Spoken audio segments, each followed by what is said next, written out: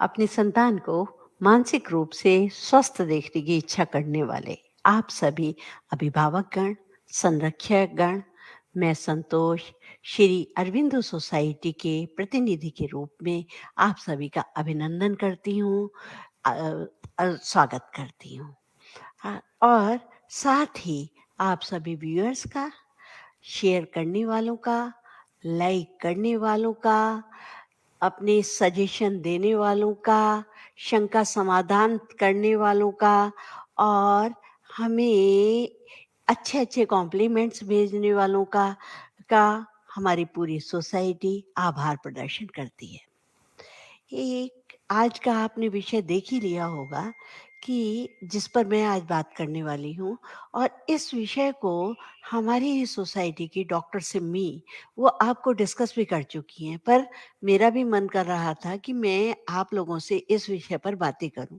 क्योंकि कारण क्या हुआ कि मैं एक घर पर गई, एक परिवार में गई, तो परिवार में मैं उनकी दादी जी बैठी थी, उनकी दादी जी की बहू बैठी हुई थी, आपस में हम बातें कर रहे थे। इतने में ही उनका 12 साल का, लगभग 12 साल का बच्चा दौड़ता हुआ आया और दौड़ करके सोफ़े पर कूदने लगा, हैं? ना दादी ने कुछ कहा उसकी, ना बच्चे की माँ ने कहा। मैंने पूछा तो उन्होंने कहा, जी ये हमारा बेटा है, हर समय उछलता कूदता रहता है। उधर दूसरी तरफ मैंने देखा तो उसी की छोटी बहन, जो कि उससे भी छोटी थी, 9 साल की, वो इतनी शांत चित्त होकर के अपना काम कर रही थी। तो मैंने कहा, अरे इस बच्चे को ऐसा क्या है? तो दादी ने कहा, अरे अरे इसके जो पिताजी है, बाप है, जो मेरा बेटा है, वो भी ऐसा ही था। अब देखो ठीक है ना, अब तो काम कर रहा है। तो फिर उसके बाद उसकी जो माँ थी, बच्चे की माँ, मेरे से कहने लगी कि जी मुझे तो पहले पता ही नहीं लगता था कि ये बच्चा मेरा इतना हाइपर एक्टिव है, इतना परेशान करता है। स्कूल से तो रोज शिकायतें आती थी, पर मैंने कभी इतना ध्यान नहीं दिया कि अरे बच्चे ऐसे ही होते हैं। परंतु अब मैं, जब कोरोना टाइम हुआ, बच्चा सारे दिन घर में रहा, तो मुझे तो इसको सँभालना मुश्किल पड़ गया। एक इसकी बहन को देखो, वो शांत चित्त होके सुबह अपना आराम से उठेगी, समय पर उठेगी, अपना सारा दैनिक कार्यों को बड़े ढंग से करेगी, अपनी पढ़ाई-लिखाई पर भी ध्यान देगी, पर इसको तो सँभालना मुश्किल है। सुबह उठाने से लेकर ये मुझे परेशान करके रख देता है। इसकी इसकी मम्मी तो कहती हैं कि ये अपने पापा जैसा है। अरे पापा को तो मैं जानती हूँ ना, कि वो उनके अंदर भी इस तरह की ढंग है कि वो भी बेचैनी में रहते हैं, हड़बड़ाहट में रहते हैं, काम करने में उनका भी एक रवैया दूसरा होता है कि एक काम को सोचेंगे, दूसरा काम याद करने लगेंगे, और दूसरे से तीसरा वो भी अपने काम को प्रॉपर वे में नहीं करते। मैंने सोचा कि आखिर बात तो ये है, सही कह रही है। फिर मैंने उनकी मम्मी से उससे बात की, तो उन्होंने उसके सारे तरीके को बताया कि ये हमेशा बेचैनी में रहता है, हड़बड़ाहट में रहता है, कोई काम सिस्टमैटिक नहीं करता, कोई इंस्ट्रक्शंस फॉलो नहीं करता। ये तो बात मुझे एकदम स्ट्राइक हुई।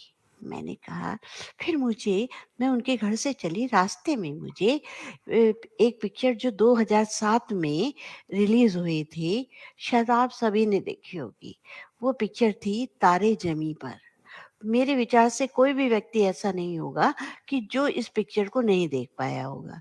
और जब भी वो उस पिक्चर को सबने देखा, तो उन्होंने, वो हर किसी के मन में एक बात आई, अरे कुछ ना कुछ इस तरह के लक्षण तो मेरे में भी हैं। और वो उस पिक्चर से खुद को रिलेट कर रहा था। तो एक जो बच्चा है जिसका नाम था ईशान, ईशान जो था, जो इसको दरअसल सफारी नाम के एक बच्चे ने अभिनीत किया था, एक्टिंग की थी, बहुत ही गज़ब की एक्टिंग थी। ऐसी एक्टिंग कि बिल्कुल ऐसा लग रहा था इस बच्चे को ये वाली परेशानी है ही, थी ही। जिसके डिस्लेक्सिया, डिस्लेक्सिक जो थी, उसके अंदर प्रॉब्लम थी, जिसको कि वो सँभालने में बहुत ही कठिन हो रहा था, क्योंकि बच्चा तो जानता ही नहीं था, माँ-बाप समझते नहीं थे। वो उसके बड़े भाई के साथ ही उसकी तुलना करते रहते थे। बच्चा जो है हर समय वही काम करता था, वो हाइपर एक्टिव था। पर उसको सँभालने के लिए जब एक ड्राइंग टीचर आया, आमिर खान के द्वारा ही डायरेक्टेड की गई थी, निर्देशित की गई थी। वो जब आया और उसी ने धीरे-धीरे उस बच्चे को सँभाला।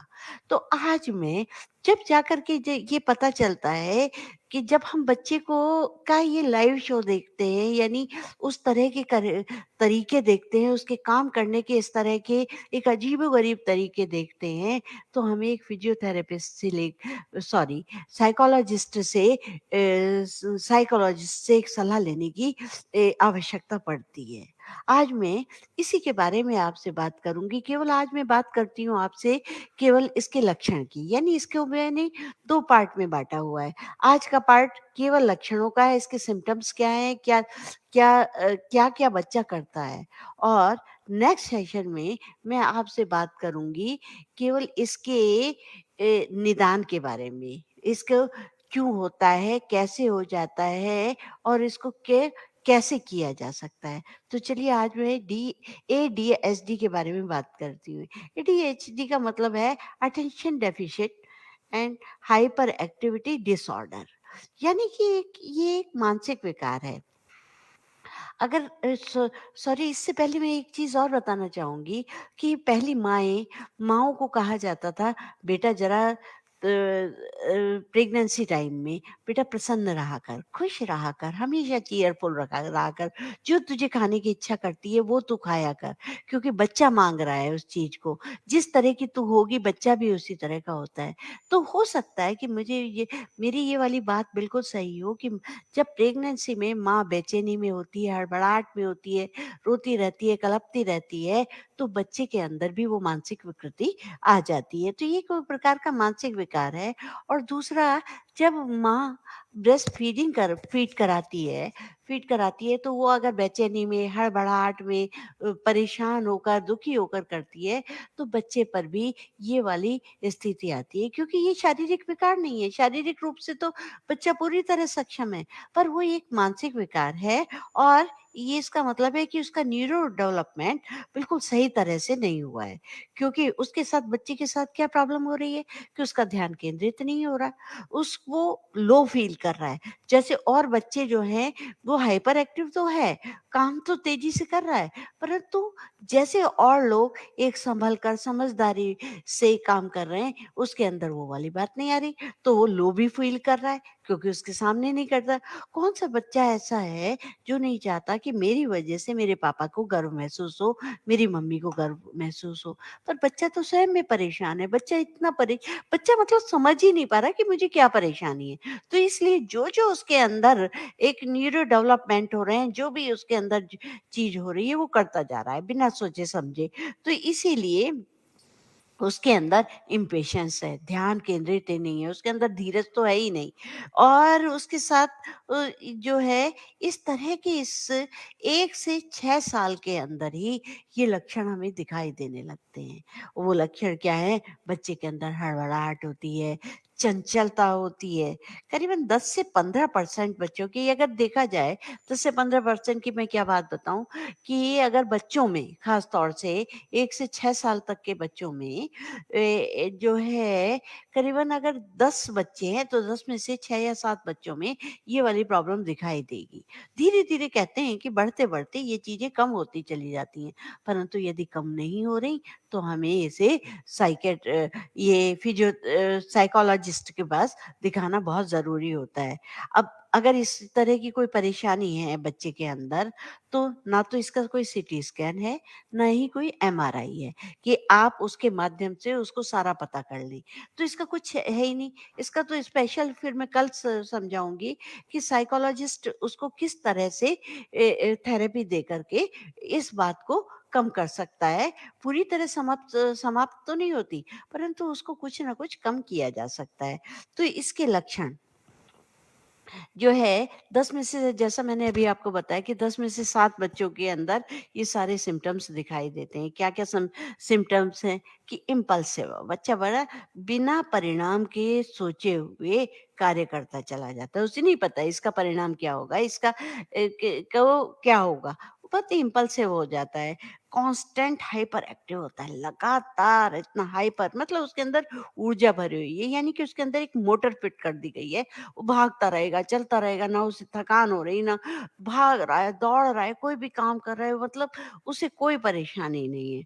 और उसके अंदर इनअटेंशन की प्रॉब्लम है कि वो ध्यान उसका कहीं केंद्रित नहीं हो रहा, कि एक बात के लिए वो सोच ही नहीं पा रहा कि मैं ये काम कर सकता हूँ। मतलब उसको कोई भी चीज़ है, वो उसका ध्यान चारों तरफ बढ़ता चला जा रहा है। जो ये कंडीशन आती है उसके अंदर, उससे क्या होता है, फ्रस्ट्रेशन होता है, उसके अंदर कॉन्फिडेंस नहीं रहता, वो बहुत ही गुस्से वाला हो जाता है, क्योंकि जब उसकी बात नहीं सुनी जाती, समझा वो पा नहीं रहा, तो उसके अंदर एक आक्रोश होता है कि मेरी बात सुनी क्यों नहीं जा रही, तो एक गुस्से वाला भी बहुत होता चला जाता है। और बिलो एवरेज बच्चा होता है, वो बच्चा एवरेज वाले बच्चों से भी बहुत कम होता है, क्योंकि वो काम कर ही नहीं पा रहा, ध्यान को केंद्रित कर ही नहीं पा रहा। तो एवरेज उसका वो काम करने का एक औसत आयु का बच्चा कैसे होगा वो? उसकी मानसिक आयु तो खत्म ही होती चली जा रही है।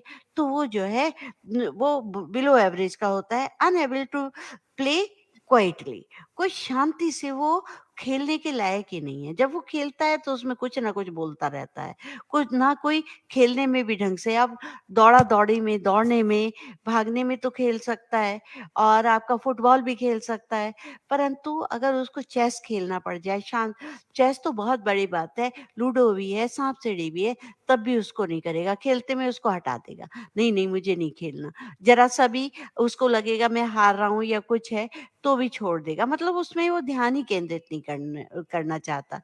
तो वो जो है उसके अंदर ये क्वालिटी, एक क्वाइटली खेलने की एक आदत ही नहीं रहती, टॉक्स एक्सप्रेसली, और इतना मतलब एक्सेसिव, बहुत ही एक्सेसिवली वो टॉक करता रहता है, बिना बात बोलता चला जाता है कि मेरी तो खाना उड़ रहा है, मेरा ये उड़ रहा है, मैं तो ये कर रहा हूँ, सुअर उड़ रहा है, या कुछ भी, मतलब कोई भी अनर्गल बातें, कोई जिस बातों का कोई भी संबंध नहीं है, कोई संबंधित नहीं है, वो इस तरह की बातें करता चला जाता है। सबके सब बैठे हुए बातें कर रहे हैं, तो उसकी बातों में बीच में टांग अड़ा रहा है। को वो टांग अड़ाना क्या है, ये बातें कई बार आप देखेंगे एडल्ट होने पर भी ये भी चीज़ें आती हैं। तो सब अच्छी तरह बात कर रहे हैं, कोई बात का सिरा नहीं मिल रहा, वो सबके बीच में टाँगे अड़ाए जा रहा है कि नहीं, उसको ये दिखाना है कि मैं भी कुछ हूँ। और साथ-साथ वो उसके अंदर क्या होता है कि बात पूरी होने से पहले, कोई बात अगर हम पूछ रहे हैं, उससे पहले ही वो बोलना शुरू कर देता है। और ये एडल्ट्स में भी 65 60-50% जो है एडल्ट्स में भी इस तरह की कुछ विशेषताएँ मिलती हैं। देखा जाए अगर इंटरनेशनल क्राइटेरिया तो ये है कि इसमें 18 क्वालिटीज़ होती हैं। अगर ये 6-7 भी अगर आपके बच्चे में हैं, तो आपको उस पर ध्यान देना पड़ेगा। और जो बड़े लोग होते हैं, वो अपने भविष्य के जीवन को अच्छी तरह से लीड नहीं कर पाते। ना ही उनकी रिलेशनशिप अच्छी होती है, ना ही वो और क्या कहते हैं, अगर वो कोई वाहन चलाते हैं तो उनसे एक्सीडेंट भी बहुत अधिक होते हैं। कारण क्या है कि उसका ध्यान केंद्रित नहीं होता। तो जब वो उसके अंदर ध्यान केंद्रित नहीं होगा तो वो वाहन चलाने में तो परेशानी उनको होगी। तो इस तरह के एडीएचडी बच्चों के साथ या एडल्ट्स के साथ, बच्चों के साथ ये वाली प्रॉब्लम्स भी बहुत आती हैं, और वो एडिक्शन के हो जाते हैं, क्योंकि समझ नहीं पाते तो किसी न किसी चीज़ के एडिक्ट हो जाते हैं। चाहे वो मोबाइल के ही एडिक्ट हो जाएँ, बिना बात ही मोबाइल देख रहे हैं, बार-बार देख रहे हैं, बार-बार छू रहे हैं, स्मोक के एडिक्ट हो जाएँ, या किसी चीज़ के, ये मैं एडल्ट के लिए बातें बता रही हूँ। तो इस तरह से एडिक्शन के भी हो जाते हैं, तो ये कॉमन प्रॉब्लम बच्चों में इससे ज़्यादा हो जाती है। ये जो है बच्चों में लगभग 7-8, और कई बार आप निश्चिंत रहिए, कई बार तो ऐसा होता है कि बच्चों में जो होती हैं शुरू-शुरू में दिखती हैं, धीरे-धीरे आपके बिहेवियर थेरेपी के माध्यम से धीरे-धीरे कम भी होती चली जाती हैं। घर का एनवायरनमेंट भी बहुत होता है, परंतु जब बच्चा सामान्य होता है तो उसका एक तरीका अलग होता है, परंतु एडीएचडी के बच्चों का मानसिक असंतुलन बिगड़ा हुआ ही होता है, तो उसको हमें ध्यान देना पड़ता है। अब सबसे बड़ी इनके साथ क्या प्रॉब्लम होती है, डिफिकल्टी सिटिंग स्टिल, कि ये एक जगह टिक कर तो बैठते ही नहीं हैं, उलझन में पड़े रहते हैं।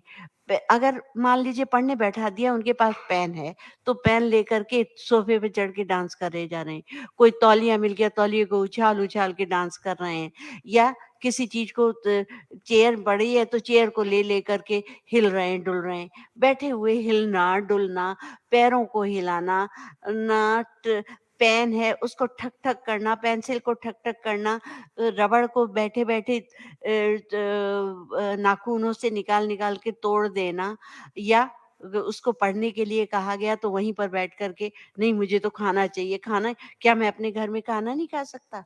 अपने स्कूल में तो क्या कहते हैं, चलना पड़ता है क्योंकि कोई सुनता नहीं है, पर घर में तो उसकी चलती है। तो घर में बैठे-बैठे खाना माँगना, पानी के लिए जाना, मतलब कुछ ना कुछ एक जगह वो टिक नहीं सकता। कोई काम कर रहा है, अचानक ही खड़े हुए जा रहा है एकदम। मतलब इनअटेंशन में रहना। कोई भी सावधानी से एक ध्यानपूर्वक वो कार्य को नहीं कर सकता। और उसके साथ-साथ उनके अंदर क्या होता है, कांस्टेंट मोशन। कांस्टेंट बहुत ज़्यादा दौड़ना, भागना, जैसे कि मैंने पहले बताया था कि ऊर्जा का संचार इतना अधिक होता है, इतनी ज़्यादा ऊर्जा होती है, जैसे कि उनके साथ मोटर फिट कर दी गई हो। सोफ़े पर कूदना, व्यवहार में किसी के साथ व्यवहार करने में उनको दिक्कत होती है। कोई कुछ पूछ रहा है, वो उसका जवाब नहीं देख रहे, दूसरी तरफ देख रहे हैं या कहीं और देख रहे हैं। तो उनके जो व्यवहार में है बहुत दिक्कत आ जाती है, उनका ध्यान तो केंद्रित होता ही नहीं है। तो उनके अंदर सोशल प्रॉब्लम बहुत ज़्यादा बढ़ती चली जाती है, और ये सारे उसके एक प्राइमरी लक्षण हैं, जिससे हमें पता चल जाता है कि इस बच्चे के ये बच्चा एडीएचडी का शिकार है। और बच्चा है कि उस वैसे तो शारीरिक रूप से स्वस्थ है, पर एनर्जी उसकी खत्म ही नहीं हो रही। हर समय उसका दिमाग चल रहा है और भाग रहा है, दौड़ रहा है, और उसको वो शरीर में लगा रहा है। और उनके साथ सबसे बड़ी परेशानी क्या है? Trouble waiting there turn. अपनी बारी का तो इंतज़ार ही नहीं करते। अपनी बारी अगर उनको लाइन में खड़ा कर दिया जाए, या टीचर कॉपी चेक कर रही हो कि लाइन से खड़ा करके बच्चे अपनी कॉपी अपनी नहीं है, सबसे पहले लाके कर देंगे, चाहे वो सारा का सारा काम उन्होंने गलत कर रखा हो। तो क्या कहते हैं, उनके अगर कहीं बैठे होंगे तो हाथ और पैर चले ही रहेंगे, पैर हिला रहे होंगे, हाथों को चला रहे होंगे, कुछ ना कुछ, या बराबर के बच्चे से क्लास में बैठे हुए बातें कर रहे होंगे, जबकि टीचर ने मना करा है, पर वो ज़रूर करेंगे। वो ऐसा काम करेंगे क्योंकि वो रुक नहीं पाते। उनका एक न्यूरो डेवलपमेंट जो विकसित नहीं है, उसके कारण से वो उस काम को नहीं कर पाते। वो मानसिक विकृति उनको परेशान करती चली जाती है। और जैसे बोलना, बिना बात बोलना, खेल रहे हैं, खेल में भी चुपचाप नहीं रहेंगे। इसी तरह से उनके अंदर inability to following given instructions. अगर उनको कोई इंस्ट्रक्शंस दिए जाएँ, तो उस इंस्ट्रक्शन का वो पालन कर ही नहीं सकते। हमेशा अगर मान लीजिए कि आपने उससे कहा है कि बेटा पानी ला, तो वो ध्यान ही नहीं दे रहे। ध्यान ही नहीं दे रहे, जब आपने 2-3 बार कहा तो गए, पता नहीं क्या सोचते चले जा रहे हैं, आपके हाथ में प्लेट ला के दे दी। या आपने कहा ज़रा, अब मम्मी ने कहा ज़रा चाय बन गई है, ज़रा छान के कप में देना। 12 साल का, 10-11 बार साल का बच्चा चाय तो छान के दे ही सकता है, परंतु वो तो नहीं दे सकते। वो उसकी जगह एप्पल और चाकू लेकर के आ गए। मम्मी पूछ रही, तुझसे क्या कहा था, ये कहा था क्या? इस तरह की जब बातें होती हैं, तो ये सब आपको पता चल जाना चाहिए कि ये लक्षण, ये सिम्पटम्स एडीएचडी के होते चले जा रहे हैं। वो बातों को, अगर उसको कोई बात कहा तो अनसुना कर दिया। चुप तो बैठना जानता ही नहीं, या कभी-कभी क्वेश्चन पूछा उससे, कि तूने ऐसा क्यों नहीं किया? आप क्या कर रहे थे? तो वो चुप रहेंगे। उनको समझ ही नहीं आएगा कि इस क्वेश्चन का आंसर मैं क्या दूँ? क्योंकि मैंने किया नहीं। उसने तो उस इंस्ट्रक्शन को फॉलो नहीं किया, यानी कि उसका ब्रेन ले ही नहीं पाया उस बात को। तो वो उसके लिए चुप हो जाएँगे। स्कूल में भी अगर क्वेश्चन पूछा जाए कोई, तो बेवकूफ से होकर के बच्चे, टीचर कहती है कि बेवकूफ है क्या? तभी उसके मुँह से इस तरह की बातें, अनर्गल बातें निकल जाती हैं गलती से, क्योंकि टीचर के सामने तो बहुत सारे बच्चे होते हैं। जब एक बच्चे की परिस्थिति तो देख नहीं पा रही, तो उनके मुँह से उन्हें क्या पता कि ये बच्चा एडीएचडी का शिकार है। वो तो हर बच्चे को एक तरह से देख रही है, तो उनके मुँह से भी कई बार होता है कि कुछ ना कुछ कारण है। अगर किसी बच्चे, इस क्लास में 35 बच्चे हैं, तो टीचर को केवल 35 मिनट्स या 40 मिनट्स मिले, उसमें उसे सब बच्चों पे ध्यान देना है। वो टीचर क्या करे? तो वो क्या कहते हैं, वो कोई क्वेश्चन पूछ रही है, वो तो बिल्कुल ऐसे एकदम चुपचाप खड़ा हो गया है। तो क्वेश्चन पूछ रहे हैं, क्वेश्चन में वो आंसर ही नहीं कर रहा। अब क्या करता है, जो छोटे-छोटे क्वेश्चन्स होते हैं, वो तो फटाफट कर लेता है, पर लंबे क्वेश्चन के आंसर देने हों या करना है तो वो करता ही नहीं। वो बिल्कुल ऐसा हो जाता है, नहीं, नहीं मैं नहीं कर सकता, मैं तो कर ही नहीं सकता। मतलब वो इतना ज़्यादा परेशान हो जाता है उनको देख कर के चुपचाप बैठा रहता है, कि उसको छुएगा नहीं। एग्ज़ामिनेशन हॉल में भी आपने कई बार बच्चों को देखा होगा कि कुछ बच्चे तो फटाफट काम कर रहे हैं। परंतु कुछ बच्चे बेवकूफ से बैठे रहेंगे कि पेपर पढ़ेंगे, उनसे ये लगता है कि इतना लंबा पेपर मैं पढ़ूँ कैसे? इतना लंबा पेपर है, इतना लंबी कॉपी कैसे करूँगा? क्वेश्चन का आंसर आ रहा है तब भी वो आंसर लिखने में आलस कर रहे हैं कि कौन लिखे। तो इस तरह की उनकी बातें हैं, छोटी-छोटी सी गलतियाँ बार-बार करेंगे, बार-बार कॉपी में काटते रहेंगे। घर में कोई चीज़ रखने की भी बात है, बार-बार उनसे गिर जाएगी। छोटी ये बहुत सामान्य सी बातें, कई बार इन सारी बातों को देख के तो कई बार लगता है कहीं हम में भी तो एडीएचडी नहीं है, परंतु उसके लक्षण हर किसी के अंदर थोड़े-थोड़े होते हैं, पर ये मत सोचिएगा कि आप हैं और इसका निदान नहीं हो सकता। तो छोटी-छोटी जब गलतियाँ बच्चा करता है, तो उसका कॉन्फिडेंस लूज़ होता चला जाता है, क्योंकि आप डाँटते रहते हैं, डपटते रहते हैं, टोकते रहते हैं, तो वो चीज़ें उसको परेशान हो जाया करती है।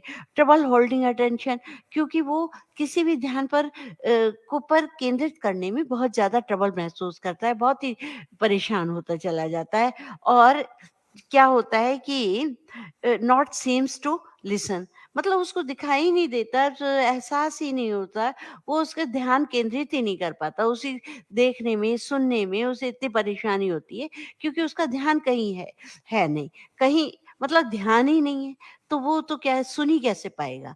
तो ये सारी बातें जब हम होते हैं, तो हम समझ सकते हैं कि बच्चा एडीएचडी की परेशानी से ग्रस्त है और इंस्ट्रक्शन को वो ध्यान ही नहीं दे पा रहा, तो इजीली डिस्ट्रैक्ट भी जल्दी हो जाता है कि अगर वो पढ़ रहा है तो डिस्ट्रैक्टेड होता है कि उस पास से बहन चली गई, कि फोन टीवी पर कुछ चल रहा है तो अपना काम छोड़ के उधर ही देखने लगेगा, अपनी बहन की तरफ देखने लगेगा, अपने भाई की तरफ देखने लगेगा, या मम्मी कोई फ्रेंड आ गई तो उनकी तरफ ध्यान देगा, ये नहीं कि अपने काम में ध्यान लगा ले। तो और किसी की बात को सुनना तो है ही नहीं उसे, और जब कोई बात कह रहा है उससे, तो बात को सुनने से पहले ही वो जवाब देने लगता है। और एक है बोर्डम अनलेस, बिना बात ही बोर होता रहेगा कि नहीं मैं बोर हो रहा हूँ, मैं क्या करूँ, कैसे करूँ? मतलब वो परेशान है और बिना बात के बेकार की चीज़ें वो निकालता रहेगा और कॉन्स्टेंटली एंटरटेन्ड है। बिना बात कई बार क्या करता है कि जैसे टीवी है, वीडियो है, कोई प्रोग्राम अगर उसे अच्छा लगा एक बार, उसी को बार-बार देखता चला जाएगा, उसी को चीज़ें बार-बार चलाएगा, चाहे उसे और उसको छोड़ेगा नहीं, अगर छोड़ा जाए तो वो चीखेगा। तो पसंद की चीज़ पर वो ज़्यादा ध्यान देगा, चिड़चिड़ाएगा क्योंकि उसे अगर डाँट दिया जाए, पढ़ाई में तो वो ध्यान देता नहीं क्योंकि ध्यान केंद्रित करना पड़ता है। तो avoid task that required mental efforts, हैं? जब उसको कोई भी ऐसी चीज़ें होती हैं कि मेंटल एफर्ट्स की जो चीज़ें होती हैं, उनको वो अवॉइड करता चला जाता है, उस काम को करना ही नहीं चाहता। हमेशा उसके अंदर यही है और ज़्यादा बोलना चाहता है, ज़्यादा बोलता है, बिना बात अनर्गल बातें करता रहता है। शुरू-शुरू में तो जब बच्चा छोटा होता है, बोलना नहीं चाहता, कई लोग तो कहते हैं पहले तो ये बोलता नहीं था, अभी 2 साल का बच्चा इतना बोलने लगा कि जो है हमें तो चुप कराना मुश्किल होता है। पता चलता है बाद में कि जी ये तो एडीएचडी का शिकार है। कई लोग तो जो बड़े-बूढ़े कहते हैं, "अरे, अरे ठीक हो जाएगा, पहले ऐसे था, तो इसका बाप भी ऐसे ही था, इसका था, बाद में चल के सब ठीक हो जाएँगे।" परंतु ऐसा नहीं है कि वो पूरी तरह से ठीक हो सके। तो वो इतना ज़्यादा बोलता है तो परेशानी होती है, हम ध्यान नहीं देते। उसके अंदर क्या होता है, डूइंग थिंग्स विदाउट कन्वर्सेशंस, बिना कहे ही सारी बातें करने लगता है। तो कोई भी चीज़ों को रखना है, बिना उस कभी इधर का उधर वो करना लगता है। अपनी चीज़ों को खोता बहुत है। उसे यही नहीं परवाह कि मेरी चीज़ कहाँ पर रह गई। जैसे कई बच्चों को आप देखेंगे स्कूल से अपनी पेंसिल, रबर, टिफ़िन वगैरह सब प्रॉपर वे में रखेंगे। परंतु एडीएचडी का शिकार जो बच्चा है, वो अपनी चीज़ों को रोज़ ही खोता रहता है और जो है टास्क और एक्टिविटीज़ को भी, खेलने में भी अपने टास्क को भी, एक्टिविटीज़ को भूलता चला जाता है। इसके बाद क्या होना है, इसके बाद क्या है, वो फिर अपने आप ही शोर मचाने लगता है, नहीं जी ये तो होता है। इसीलिए उसको सोशल प्रॉब्लम्स बहुत आती हैं कि वो दोस्तों के साथ मिक्स अप होने में परेशान होता है। कई बार बच्चे ही कह देते हैं, नहीं, नहीं भैया इसे नहीं खिलाएँगे, ये बहुत बीच में तक इंटरप्ट करता है, हमें तो खेलना ही नहीं है इसके साथ। तो उसको सोशल प्रॉब्लम्स इतनी ज़्यादा आ जाती हैं कि वो परेशान होने लगता है। और टाइम टेबल के अकॉर्डिंग कोई काम नहीं करता, जैसे सुबह उठना है, उठना ही नहीं चाहेगा। खूब माँ-बाप उसे कहते रहेंगे, भैया उठ जा, ये टाइम है। और कोरोना के टाइम में अब तो ऑनलाइन क्लासेस भी होने लगी हैं। ऑनलाइन की क्लासेस में बहन या भाई तो उसके बहुत अच्छी तरह से तैयार होकर, नहा धो करके, साफ-सुथरे कपड़े पहन करके उसके सामने आ गए, अपने ऑनलाइन हो गए हैं तैयार, परंतु वो जी देर से उठेंगे, ना कोई काम करा, ना मुँह धोया, अगर बनियान या नाइट ड्रेस भी पहन रखी है, नाइट ड्रेस पहन रखी है, स्लीपिंग ड्रेस पहन रखी है, उसके ऊपर ही कोई शर्ट डाली और ऐसे गंदे-संदे से एकदम बैठ गए। और फिर उसको जो समझाया जा रहा है, उसको वो बिल्कुल भी नहीं समझ रहे हैं, तो टाइम टेबल के अकॉर्डिंग काम नहीं कर सकते। ये कॉपी में अगर काम करेंगे, किसी कॉपी करनी है, किसी चीज़ को देखना है, समझना है, तो वो कॉपी करने में बहुत ज़्यादा कठिन होते हैं, उनको कठिनाई होती है। और ट्रबल ऑर्गनाइज़ेशन होता है उनको, किसी भी चीज़ को ऑर्गनाइज़ करने में। जैसे कि स्कूल जाना है तो एक बच्चा अपनी जो-जो ज़रूरत की चीज़ है सब है, पेंसिल, रबड़, कॉपी, किताब सब बैग में रख रहे हैं। या कि उसको खाना खाना है तो अपनी प्लेट में सारी चीज़ों को ढंग से डाल कर ले रही है। वो अपने खाना खाने के टाइम पर भी ये नहीं देख रहे कि मुझे क्या-क्या चाहिए। बस जो है अनमने भाव से या अत्यधिक ऊर्जा से ये भी ले, वो भी ले, उसको कोई ढंग से ऑर्गनाइज़ नहीं कर सकते। ना तो अपने कपड़ों का ऑर्गनाइज़ है, ना अपनी बुक्स के ऑर्गनाइज़ेशन है, ना उनकी कॉपी किताब के ऑर्गनाइज़ेशन है। यानी कि उसके अंदर कोई भी ऑर्गनाइज़ेशन किसी भी तरह का, कि उनकी मतलब किसी भी चीज़ में नहीं है। और लंबे समय तक ये कई बड़ों में भी इस तरह की बातें, नहाएँगे, तौलिया कहीं फेंक देंगे, अपनी चीज़ों को फैला देंगे, अपने शूज़ कहीं रखेंगे। कुछ लोगों की आदत होती है, अपने शूज़ को प्रॉपर रखा, अपने शर्ट्स को ढंग से टाँगा, अपने कोट को ढंग से टाँगा, वो बिल्कुल नहीं करते। वो सोचते हैं दूसरे कर दें, हम नहीं करें। तो वो क्या है, अगर आपने शुरू में ध्यान नहीं दिया तो वही बात एडल्ट्स में चलती चली जा रही होती है। और अटेंशन तो इनके अंदर होती नहीं है, अपने काम के लिए वो करना ही नहीं चाहते। और फॉरगेटफुल इन डेली एक्टिविटीज़, अपने रोज़ की दिनचर्या के भी काम भूलते चले, अरे! अभी मुझे तो ये ब्रश करना था, अरे! मैं तो ब्रश करना भूल गया, मैं तो नहा के ही आ गया। तो इस तरह की जो डेली एक्टिविटीज़ हैं उसको भी भूल जाते हैं। अरे! इस समय मुझे ये करना था, वो नहीं है, बाकी सब कर लेंगे, वो है। फिर आप लोग, घर के लोग उसकी खूब हँसी उड़ाते हैं कि जो है, "तू तो है ही ऐसा, तू तो ऐसी है भुलक्कड़", ये उसके कई सारे नाम लिख दिए जाते हैं। पर ये नहीं सोच पा रहे कि ये जो है डेवलपमेंट की का विकास इसका ढंग से नहीं हुआ, डेवलपमेंट नहीं है इसके अंदर, इस कारण से इसके अंदर ये गलतियाँ हो रही हैं। हम उसके साथ बहुत सारी बातें कह देते हैं, परंतु नई-नई लेबलिंग लगा देते हैं, परंतु ये नहीं सोचते आखिर गड़बड़ क्या है? कहाँ गड़बड़ हो रही है? तो ये चीज़ें हमें ध्यान रखनी चाहिए। जो उसमें अब इसके साथ ही ये इस छोटी-छोटी सी केयरलेस मिस्टेक्स करेंगे। आप अगर देखेंगे, कोई मिस्टेक करने की बात नहीं है, फिर भी कॉपी में लिख रहे हैं, 10 बार मिटा रहे हैं, 10 बार कर रहे हैं, वही गलती बार-बार हो रही है उनसे। तो ये जो है एक्टिविटीज़ को भूल जाएँगे, केयरलेस मिस्टेक्स करेंगे। और ये ऐसे ही बच्चे कई बार ऑटिज़्म के भी शिकार बन जाते हैं। ऑटिज़्म का भी डेवलपमेंट उनके अंदर हो जाता है। तो ये चीज़ें हमें, अगर आपके बच्चे में इस तरह की कोई भी 6 या 7 इस तरह की कोई है, तो आपको समझ जाना चाहिए कि एडीएचडी का बच्चा शिकार हो रहा है। देखिए, हमें हमेशा ध्यान रखना चाहिए उपकरण, यानी कि बच्चा हमारा एक तरह से उपकरण है, जिसको कि हमें ही चलाना है। तो उपकरण तभी ढंग से कार्य करता है जब प्रयोग करने वाला उचित सावधानी बरते।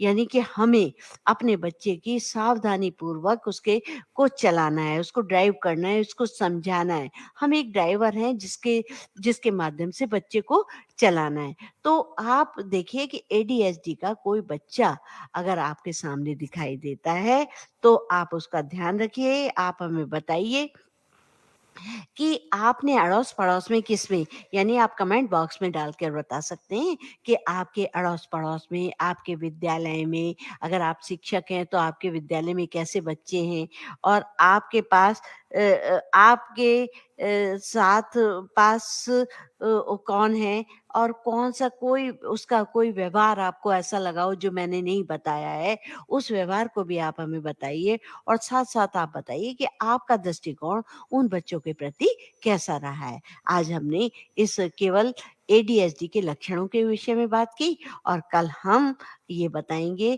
कि एडीएचडी को बढ़ावा किस कारण से मिलता है, क्या-क्या हम गलतियाँ कर जाते हैं और उन गलतियों को ना करने के लिए या उनको एक सुधार की जगह उस परिस्थितियों से निकालने के लिए हम क्या करें? इसके साथ ही मैं आप लोगों से धन्यवाद कहती हूँ कि आप मेरे साथ जुड़े रहे। इसके लिए आपका बहुत-बहुत आभार। धन्यवाद।